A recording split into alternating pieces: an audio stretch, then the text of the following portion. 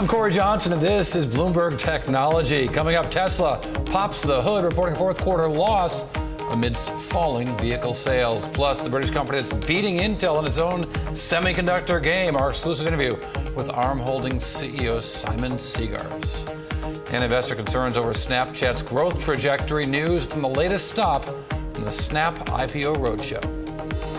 But first to our lead, Tesla shares climbing in after-hours trading. The company reassuring investors some of its most hyped products remain on schedule. CEO Elon Musk says initial production on the Solar Roof and the mass-market Model 3 electric car on track for the second half of 2017.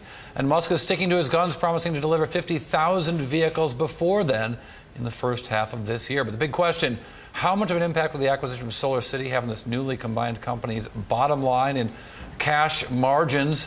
Joining us right now from New York, Ivan Feinseth, the Chief Investment Officer at Tigris Financial Partners, and our guest host for this hour, Activate CEO Michael Wolff. Ivan, let me start with you. The first thing I look at for this quarter was I was really surprised to see cash was in a reasonably strong position where one might have expected it was at the end of Q3 with the combined two companies. But the cash flow burn of nearly $1 billion, the worst Tesla has ever suffered. Well, I really don't think it's so much of a concern because they are in the capital investment mode because they're still ramping up the production of the Model 3, going to be building more gigafactories and ramping up the production of the solar shingles. So, I mean, this is a capital investment story. If you believe in the story, you want to see them invest capital into the company. Right, but if you've got, I mean, I'm not good at math, but if they've got $3 billion and they burn through $1 billion a quarter, this isn't a pretty story a year from now unless they sell more stock or borrow more money or do something to weaken their balance sheet or dilute the shareholders. Well, they're probably going to go back to the capital markets again sometime between the spring and the summer, as they have for the past 2 years, because manufacturing cars is a very capital-intensive business, and this is a company that's in its investment and build-out stage. They're ramping up the production of the next model, the Model 3. They're still building out their dealer network, even though that's not that capital intensive. And they're ramping up the production of the new solar shingles. Yeah, as you mentioned. Michael Wolff, talk to me about what you see in this quarter for Tesla. A couple questions are going to be, first of all, how well have they integrated Solar City?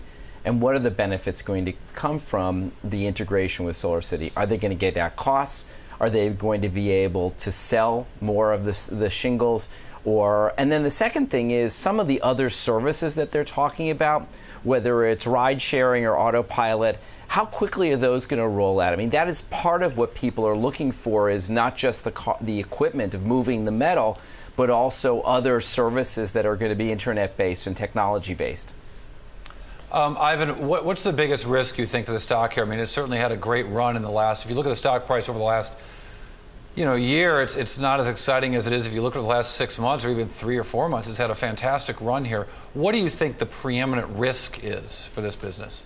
That there would be a softness in sales for the Model 3 and then overall a softness in all the vehicles. So the risk is that the public stops buying Teslas. But so far, demand has been extremely strong, and the delivery amounts have been really hampered by production and not by demand.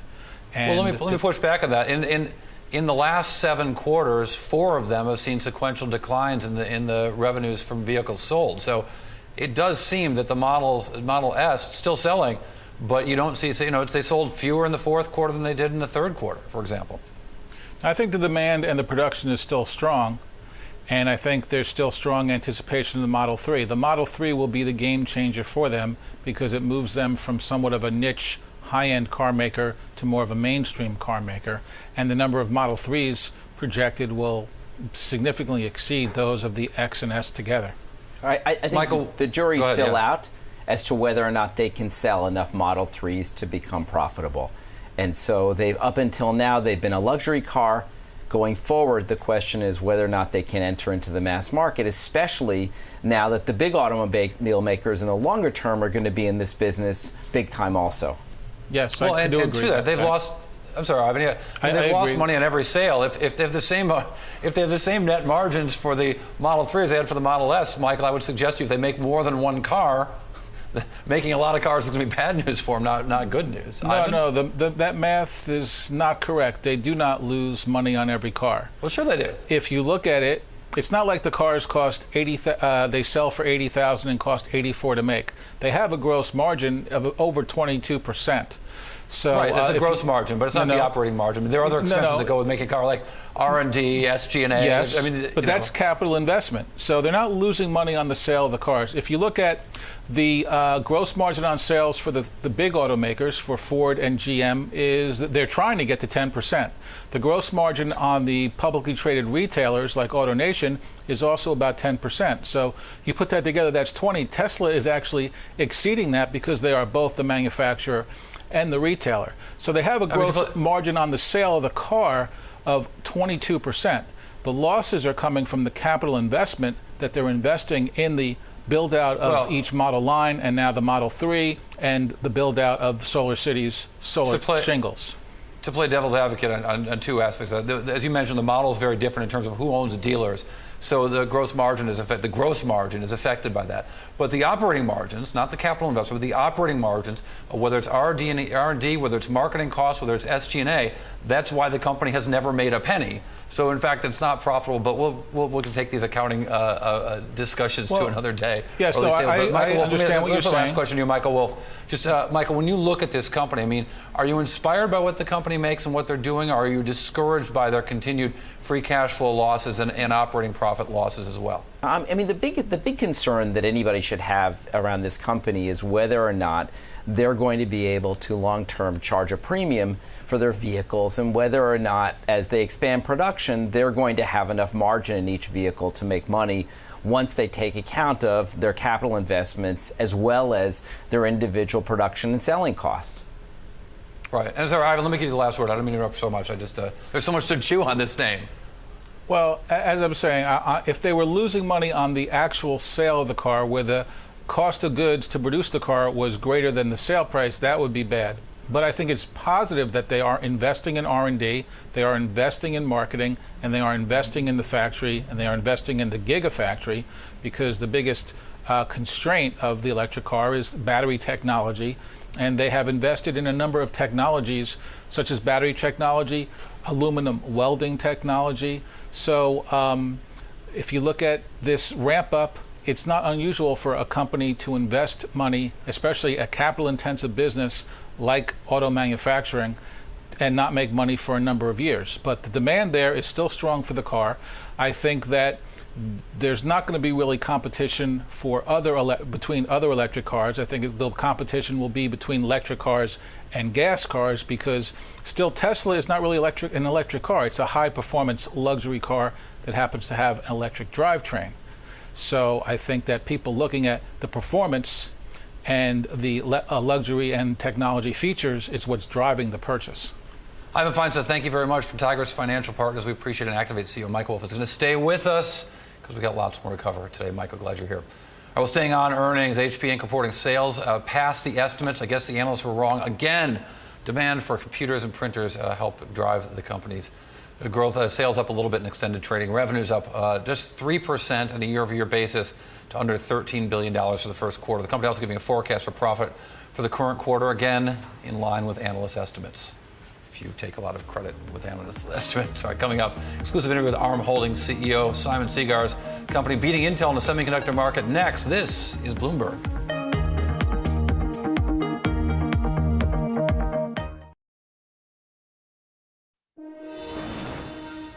In 2011, Apple co-founder Steve Jobs presented the City Council of Cupertino, California, with plans for a new ring-shaped campus. It was Jobs' last public event before he died. Well, Apple announced it's going to start moving employees to that giant facility, 2.9 million square feet. In fact, of course, they're not square, they're round. Look at that thing. The opening date had been set for 2015, but Apple faced budget overruns and delays. This amazing building cost about $5 billion, although that's just an estimate. Apple's actually never given us a dollar amount, but there's a 1,000-seat auditorium in the building, which will be named after Steve Jobs himself. Well, Apple, as I mentioned, is weaning itself from Intel, developing their own chips for Mac laptops. No longer Intel chips, but ARM Holdings chips, or at least using ARM's technology. It's a leading semiconductor firm selling designs and licenses of its chip architecture to many companies, Apple, Qualcomm, Samsung among them. was bought by telecommunications giant SoftBank in a surprise deal for $32 billion. Joining us right now is the CEO of ARM Holdings, Simon Segars. Thanks for coming by. We appreciate it. Good to be here. How's life different under SoftBank? Well, in some ways, it's not very different at all. We're still very focused on executing on our roadmap, working with our partners, developing next generation technology that's being used in all sorts of devices, from smartphones to tiny microcontrollers in refrigerators and washing machines. So in a lot of ways, it's business as usual for us. And as you said, in some ways, in a lot of ways, what about the other ways? What is different? Well, no longer being a public company, but part of a conglomerate, part of a public company, we're now really able to think in a much longer term about investments that we make in new emerging trends for technology, how they're being used, and really spend a lot more time thinking about long-term strategy than we could before.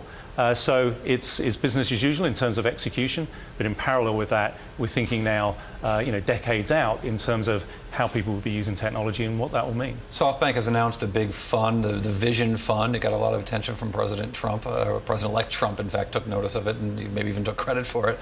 But I wonder what that means for ARM if that fund's going to go after semiconductors. Does ARM end up working with other semiconductor firms or semiconductor investments? What's the relationship going to be? Well, the way SoftBank has operated is, there are some operating companies, there are a whole number of investments that they have, and typically those investments have been things which have helped grow the business as a whole. So my expectation is that that money is going to be put to work in a fund that will return value for the investors in it, that will be in technologies around the kind of things that we do. You guys over the last, call it 10 years, have really captured the tiger by the tail when it comes to smartphones and had great success as that business has really grown. What do you see happening in the smartphone business right now? Well, from a volume perspective of handsets, the growth rates have tailed off, but there's still a lot of innovation going on within handsets. The compute performance is going up year after year. We're a few years away from having 5G technology, which is going to enable much higher data rates coming into your handset. What's your expectation of timing there? Probably around 2020, 2021. Before that's a kind of mainstream technology, although people are obviously starting trials much earlier than that. So that's going to, I think, ignite new use cases, new ways in which people are using phones, new applications, and is going to keep the whole industry innovating. Yeah, and as you look at this business and as it grows, I mean, do you expect that we're going to see, Intel, for example, has made so much at least commentary and some business around Internet of Things. And I wonder if you see that as a necessary thing to really jumpstart the semiconductor cycle again, because we're seeing longer periods between the sales of PCs, declining tablet sales, longer periods of time between the refresh of smartphones. And I wonder if there is a new driver on the horizon from your perspective. Certainly when I talk to our customers, when I talk to the CEOs of semiconductor companies that we work with, there are many who are looking at the growth in the semiconductor content in cars and the growth of IoT as big drivers for their business in the future. At any one moment in time, there are industries that are maturing, there are other things that are taking off. And right now, those two sectors particularly stand out as ones that are driving innovation and the potential for future revenue growth. Looking beyond that, I mean, talk to me about the relationship with Apple, and what is it like to work with a company like that? Well, with any big successful company, your licensees are very demanding on the technology, want you to keep executing, want us to keep investing in our roadmap, and we have many companies like that, many customers like that. When you look at the sort of plans for Intel in terms of and I keep mentioning Intel maybe because I've just focused on the company so much and have for so long, but when I look at their big plans for capital expenditures, when I look at the fabs they're building and going down to unimaginably thin wafer sizes and so on, do you see that as your biggest source of competition because they're able to drive those CapEx dollars into that business? Well, Intel is a significant customer of ours, and we're actually working with them on deploying some of that advanced manufacturing technology. Co-opetition, maybe. So that other licensees of ARM processors can go manufacture in their process. Right. So we've been working with them for some time on that. The overall semiconductor industry is pushing forwards on these very advanced geometries. That's going to enable more performance, it's going to enable better energy efficiency, so we can all have more and more powerful devices with us. And in terms of when we look at those drivers and things, what do the other company, of course, it looms so large in the semiconductor business, and it's amazing that you guys have grown to where you are already, but Qualcomm, such a big company, but it seems to me that although for so many years they've fought off antitrust concerns, they're facing these antitrust challenges across all kinds of geographies. Do you think that Qualcomm's been a fair player when it comes to the way that they've licensed their technology and worked with their customers? Well, I don't really think it's really for me to comment on whether they've done that fairly or not. I mean, what I have seen, having worked with them for a long time, is they've invested a lot in technology R&D, invested a lot to bring these advanced wireless technologies to the market. Up to them how they go monetize it, but you can't fault them for the amount of R&D spending that they've done over the years. Great stuff. Simon Segars, thank you very much. Thanks a lot. ARM Holdings CEO Simon Segars, appreciate your time. Well, coming up, the possibility of net neutrality rollbacks continue to attract attention. What can it mean to tech titans? We'll talk about that next. This is Bloomberg.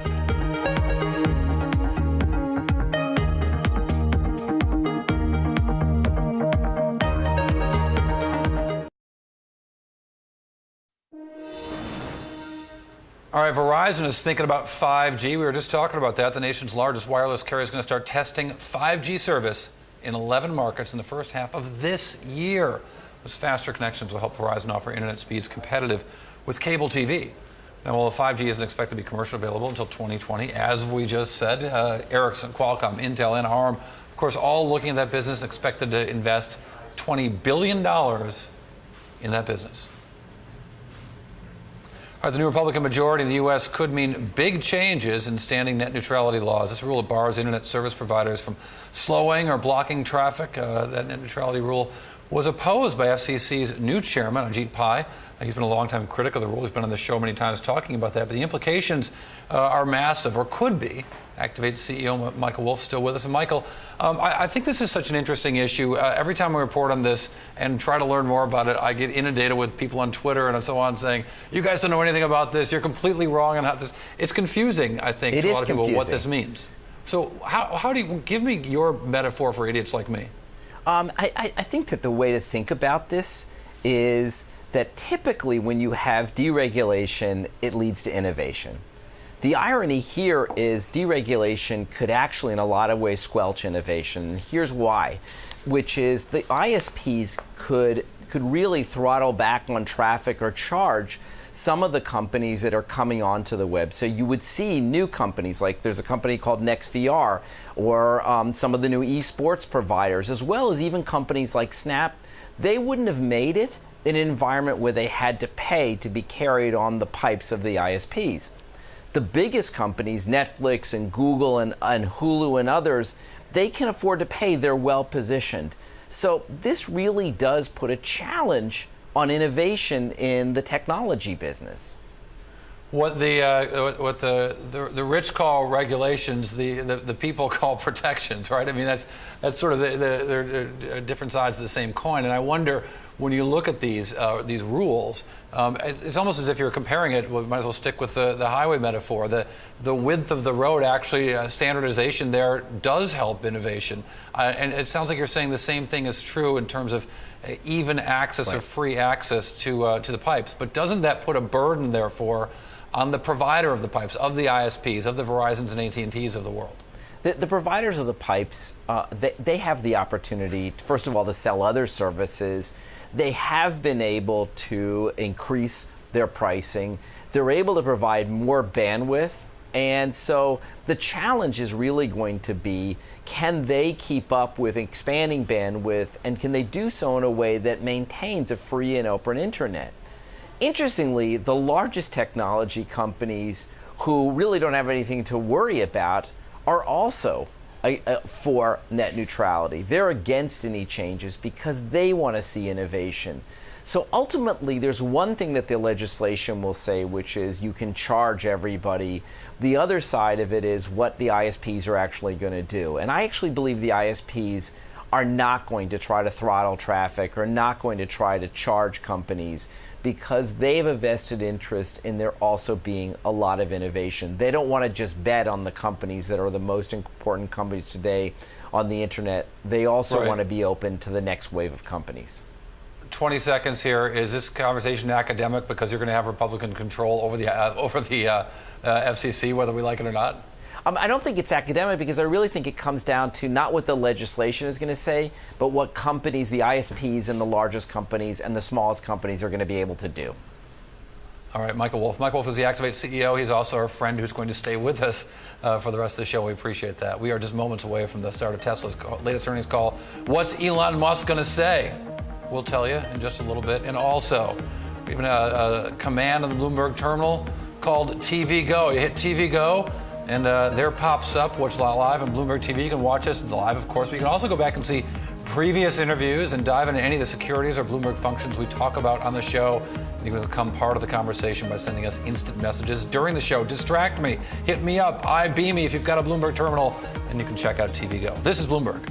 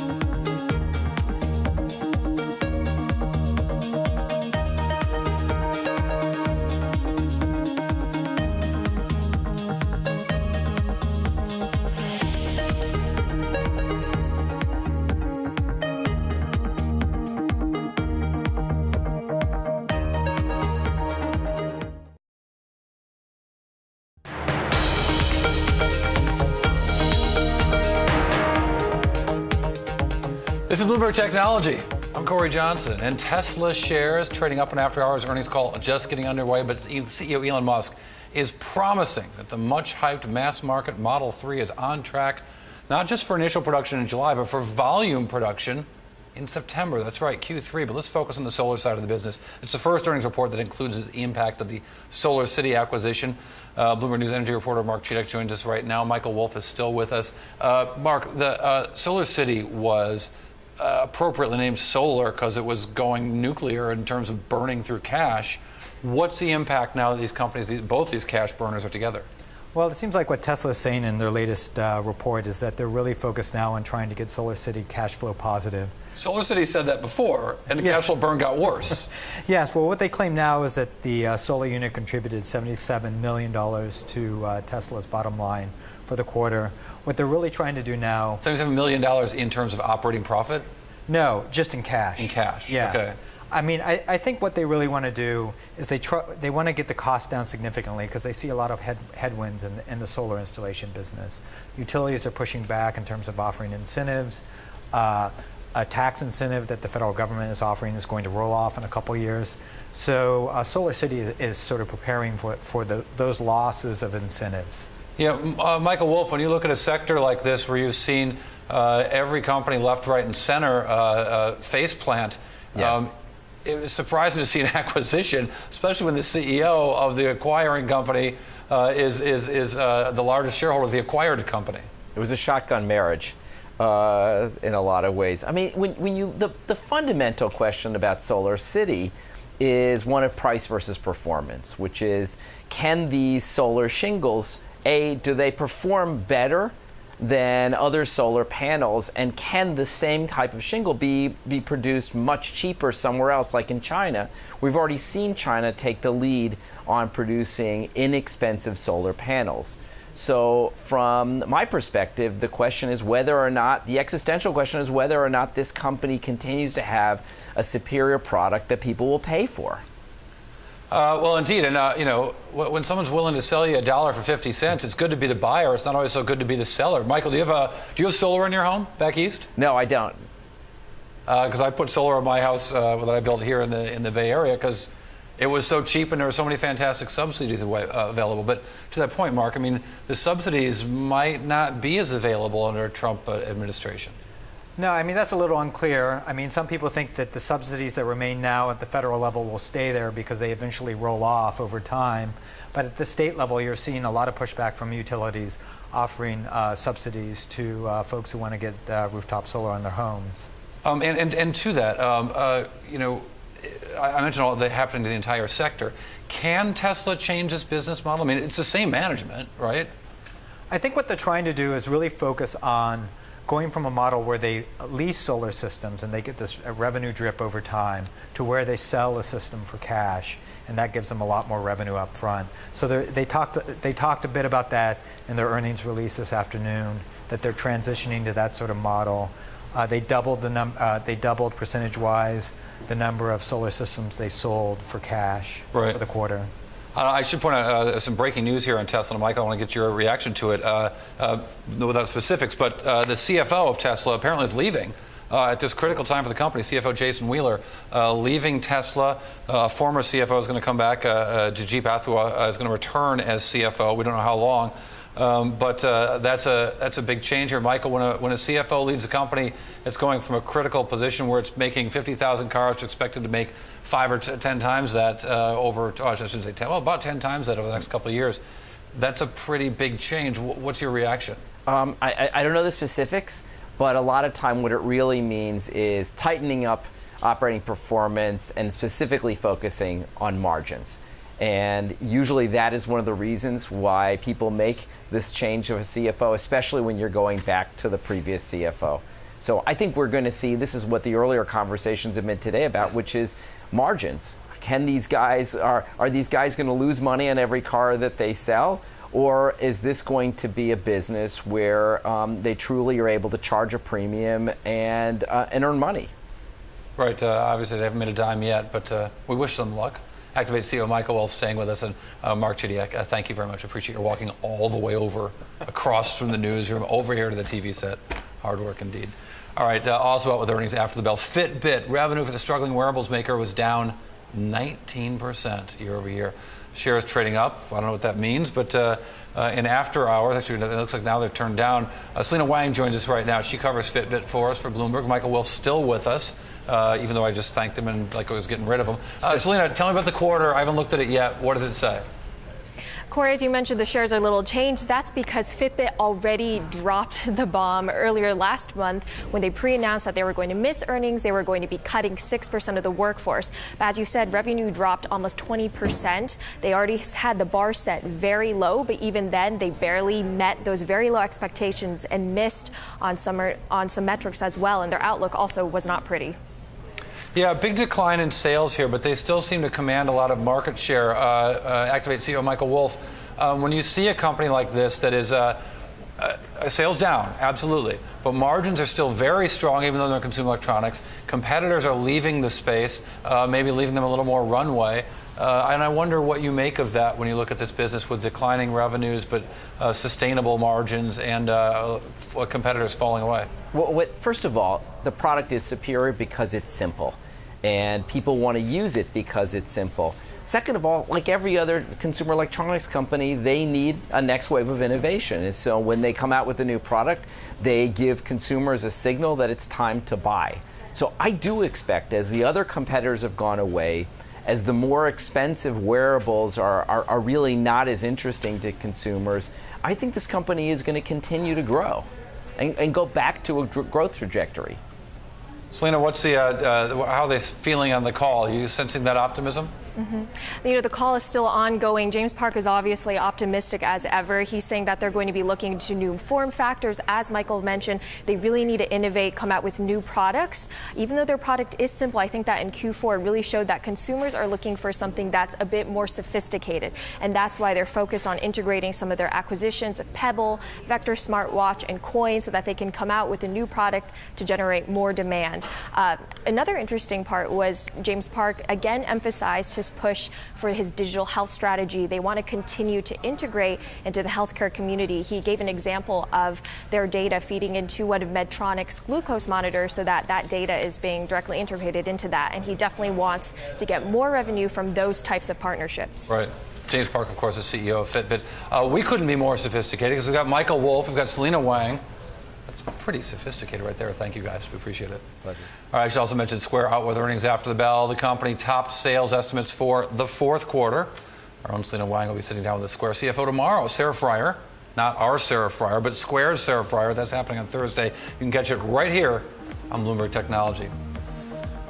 Well, coming up, $30 billion in gaming mergers, acquisitions, and investments in the last year alone. $30 billion.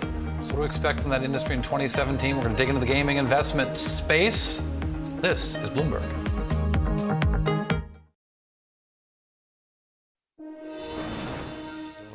Well, the gaming industry gearing up for next week's developers conference. The Game Developers Conference is a big deal here in San Francisco, and a big deal for the business, a big business. $30 billion last year in mergers, acquisitions, and investments. And of course, investors looking for more this time around. Joining us right now, Maha Ibrahim, the general partner at Canaan Partners. Glad to see you here. Hi there, how you doing? Good to see you anywhere. Can you explain to me how this business works from the app side? Kabam's the company you've worked with, and I don't really understand the business model. It's my understanding that apps are a crummy business model, but they worked on this Marvel game that my kids love, and I just wonder, how does that business work? Like, let's do like a unit breakdown. You sell this to whom, for what, and how does it work? So at Kabam and Canaan, we've been looking at transformational shifts at the platform level. And the platform level is a shift like Facebook did when they went into mobile that will drive massive amount of downloads and massive amount of app installs. In the case of Kabam, the secret sauce there, the key that we unlocked was really going around and getting these licenses for IP, like we did with Marvel, and like we're going to be doing with Transformers in the springtime. That's going to be the draw that pulls in the app installs. And from there, it's all about delivering a good game that is highly monetizable. It's legit a good game. And in the same way that Tetris isn't about a license, it's got to be a good game. That's right. This is by a source, well, me and two smaller young ladies, it's a good game. Right. It is about building a good game, but it's not just enough to build a good game. Right. And that's why you've seen a lot of games companies fail. They haven't had that pull. They haven't had that reason why people would download.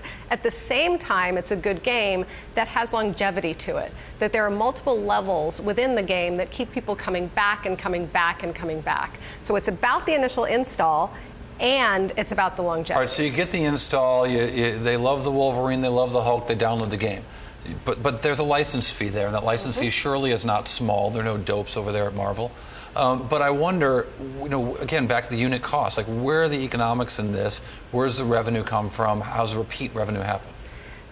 That is the key to building a great game. It really is about unlocking the monetizable units. In their case, it's about the virtual goods. In most cases in the App Store, it's about virtual goods. And that's why you see games being by far the largest revenue driver within the App Store for Apple. Is that also a whale business where you've got 5% of the users paying 90% of the revenues? Yes. There are very few consumer companies, consumer media companies, that don't generate their businesses from that top 10, 20%. And we focus on that at Kabam. Most gaming companies do that. And I think you'll see that as we shift to the next platform, which is eventually going to be virtual reality, if and when that comes. I want to find those whales. I want to meet the person who's spending, $50,000 a year playing the Kim Kardashian game. I sort of want to meet that person. That person exists out there somewhere. But to that point, I mean, what's the special sauce? I mean, you suggested the license is a special sauce. I would say to you, if that's all it is, that's not very special. It is very special because some of these licenses are extremely valuable. In the Marvel case, obviously. In the Transformer case, they obviously are. And you've as well. locked that down across all games. We have Kabam has locked that down across certain IP within Marvel and Transformers. And then on the other hand, there are fantastic games that have been developed that don't have third-party IP and that can be incredibly valuable. It's just that right now, we saw that with Candy Crush and exactly. King, right? There is a huge concentration within the successful gaming community, and they have locked down that top 10, top 15 grossing in the App Store.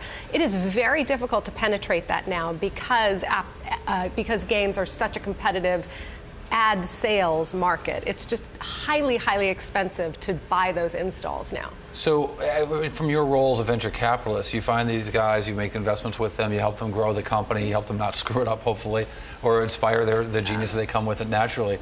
But how do you try to find other investments of this sort? Gaming is an incredibly difficult market. And I'll tell you, the Kabam story at Canaan was one that was not short. It is a story inside a story inside a story inside a pivot.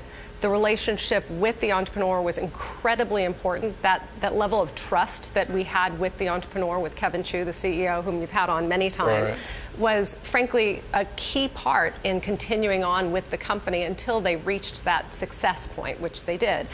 In gaming generally, it is incredibly difficult from the get-go to predict a success, which is why in most cases, game companies only get venture financed once they have reached some sort of success metrics. It's a hit-driven business. It is a hit-driven business, but unlike the movie business, it's not one that dies off after a weekend of success. It can continue for years and years and years, like in the Kabam franchise case. Do you need, therefore, if it's a hit-driven business, to sort of use the venture capital phrase spray and pray? Would lots of releases because you don't know which one's going to take? Or conversely, do you have to stick to your knitting and focus? I'm over metaphorizing here, but do you have to stick with a couple of games to really make sure they're good because they need to be that much better than the average game? That's what has changed in the market over the last several years as the App Store has become increasingly concentrated and congested.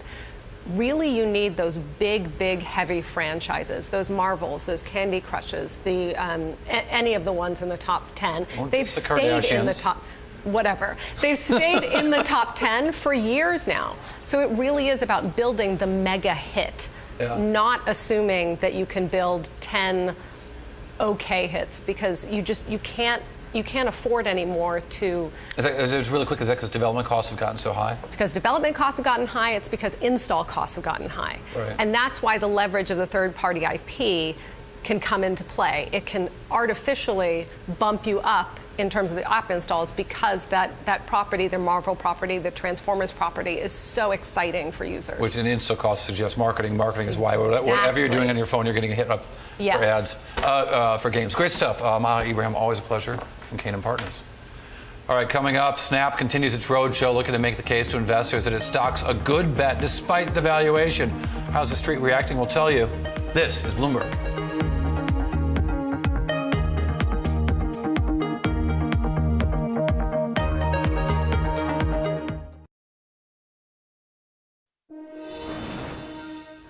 Well, back to the story of the moment. Tesla's earnings call ongoing. CEO Elon Musk announcing surprisingly that CFO Jason Wheeler is leaving the company. Listen to what he said. First of all, I'd like to announce that our CFO Jason Wheeler has decided to leave Tesla in April, so at sort of end of next month, to pursue opportunities in public policy. Jason will be replaced by Deepak Ahuja, who is Tesla's first CFO and worked for the company for more than 7 years before stepping away in 2015. All right, Wheeler said in the call he's stepping down to pursue public policy projects. Staying with social media, Snapchat's parent company, Snap, in New York. Investor Roadshow continuing tomorrow, Boston, then Monday right here, talking to investors in San Francisco. The IPO is slated for next week. Investors asking about questions about growth amid a rivalry with Facebook and Facebook's Instagram. Still with us, Michael Wolff of Activate. Michael knows the media business quite well. He's a former board member of Yahoo and president of MTV Networks. Michael, this is a negative gross margin business whose customer growth is slowing dramatically. And yet they're going out at an extraordinarily high valuation compared to the S&P 500, about 2x. These guys are going out, it looks like, trying to do about 17 times sales with no profits in sight. There are three big questions about Snap. First of all, are they going to be able to expand their user base beyond millennials, because it's very much a millennial thing right now? Second of all, how are they going to defend against their competitors, and specifically Facebook, cloning or copying some of their features? And then third of all, are they going to be able to find revenue that goes beyond advertising on Discover? And I'm actually very upbeat about what they can do. I think that on expanding beyond millennials, it's like all of these companies. Facebook began with a small core of college students. I think that Snapchat will be able to dramatically expand beyond those core millennials. It's not just my 18-year-olds are going to use it, but lots of other people. In terms of their ability to compete with Facebook, yes, Facebook, Instagram, they're copying, and WhatsApp, they're copying a lot of the same things, but nobody's going to use those companies' filters. They're unique to what you can do on Snapchat. And then third of all, revenue, yes, already they're showing that they have other revenues. They have sponsored filters. There's a lot more of the site, and also they can add a lot more services. Their chief revenue officer, Jeff Lucas, is incredibly talented. We work together at MTV, and I have a lot of confidence that this is a business and a franchise that's going to continue to grow. Just 30 seconds left, Michael, but how important is a youth market to advertise in when today's youth, if you will, doesn't attach to a brand the way they did in earlier generations? You still need to reach them. You still need to get them to make decisions about everything from what video game they'll download to what movies they'll see. And they may not be as brand focused, but they're certainly focused around what they're going to do. And they're extremely valuable to advertisers because the question isn't just what they're worth to you today, but what they're worth to you 1,500 days from now when they're going to be making other purchases like buying a car and others. So I think there are very few places where you can reach millennials like this, and Snapchat is in a unique position to do so.